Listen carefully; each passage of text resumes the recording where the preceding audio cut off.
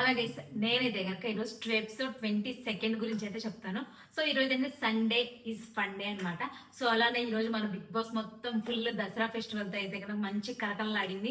Like చాలా మంది singing, మన celebrities dancing and movie promotions ఇలా అయితే కనుక జరిగినాయి. అండ్ మన ఎపిసోడ్ మొత్తంలో కూడా మనము మెయిన్ 3 పాయింట్స్ అయితే మాట్లాడుకోవచ్చు. నేను ఆల్రెడీ మెయిన్ థింగ్ ఈ వీక్ ఎవరు ఎలిమినేట్ అయ్యారని చెప్పేసి నేను ఆల్రెడీ షార్ట్స్లో మెన్షన్ చేశాను నిన్ననే. అండ్ అలానే జరిగింది కూడా. సో దాని గురించి కూడా మనం మాట్లాడుకుందాం. సో ఈరోజు ఫస్ట్ ఎపిసోడ్ స్టార్ట్ అయిపోయిన తర్వాత మనకి యాక్చువల్గా ఏంటంటే తెలుసు కదా, మూవీ ప్రమోషన్ వాళ్ళు వచ్చారు. సో అదేంటంటే like triangle love story. So ఇది చెప్పేటప్పుడు ఏంటంటే మన హౌస్లో ఆల్రెడీ ట్రయాంగిల్ లవ్ స్టోరీ ఉంది, దాని గురించి తీసుకొని వచ్చారనమాట. అది ఎవరో కాదు, రీతు, డెమోన్ పవన్ అండ్ కళ్యాణం. సో వీళ్ళకి చెప్పారంట ఇక్కడ ట్రయాంగిల్ లవ్ స్టోరీ జరుగుతుంది మా హౌస్లో అని చెప్పేసి అని. సో అక్కడ ఏంటంటే కొంచెం డిస్టర్బెన్సెస్ వచ్చినాయి. లైక్ అదేంటి ఇలా అన్నారేంటి, మేము అలా కాదు కదా అని చెప్పేసి వాళ్ళు ఫీల్ అయ్యారు.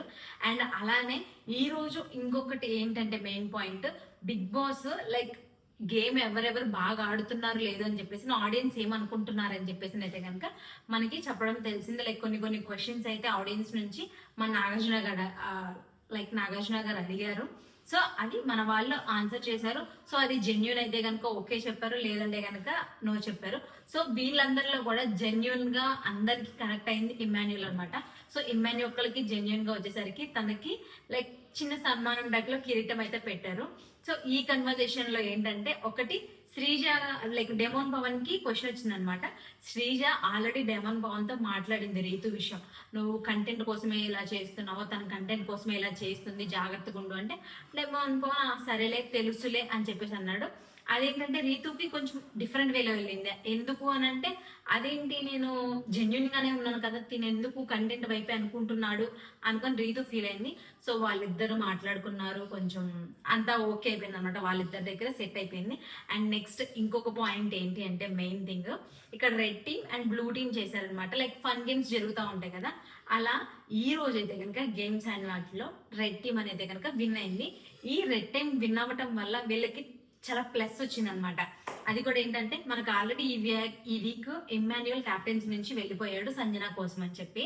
సో ఇప్పుడు కెప్టెన్ ఎవరు అవుతారు అని చెప్పేసి అనుకున్నాం. ఈ టీం రెడ్ ఉంది కదా, వాళ్ళ నుంచి అయితే కనుక కెప్టెన్సీ కంటెండర్ టాస్క్ జరిగింది. మనకి ఎవరెవరు ఉన్నారంటే సంజన, రీతు, హరీష్ గారు, డెమోన్ పవన్, రాము, వీళ్ళ మధ్య అయితే కనుక కెప్టెన్సీ కంటెండర్ టాస్క్ జరిగింది. సో వీళ్ళలో అయితే కనుక డెమోన్ పవనే కనుక లీడ్ లో ఉన్నాడు. సో డెమోన్ పవనే ఈ వీక్ అయితే కనుక క్యాప్టెన్ అయ్యాడు అనమాట.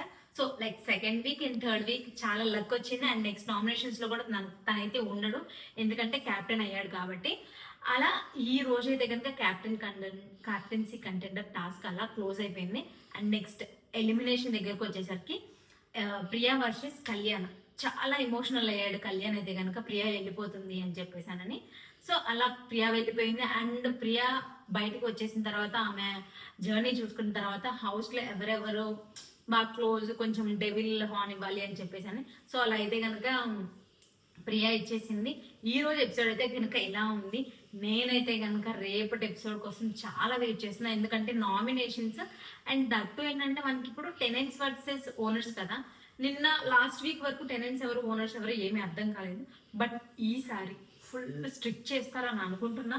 అండ్ ఆల్సో మనకి నామినేషన్స్ అనేవి చాలా ఫైరింగ్ లో ఉంటాయి, ఎందుకంటే ఆల్రెడీ మన ఆడియన్స్ నుంచి కొన్ని క్వశ్చన్స్ వచ్చినాయి కదా. సో అవన్నీ చూసుకొని ఎవరు ఎలా ఆడుతున్నారని చెప్పేసి అయితే కొంచెం ర్యాంప్ అయితే ఉండబోతుంది అని నేను అనుకుంటున్నా. సో రేపటి ఎపిసోడ్ గురించి నేను మళ్ళీ మాట్లాడుకుందాం నెక్స్ట్ ఎపిసోడ్లో. So like, share, subscribe. Bye.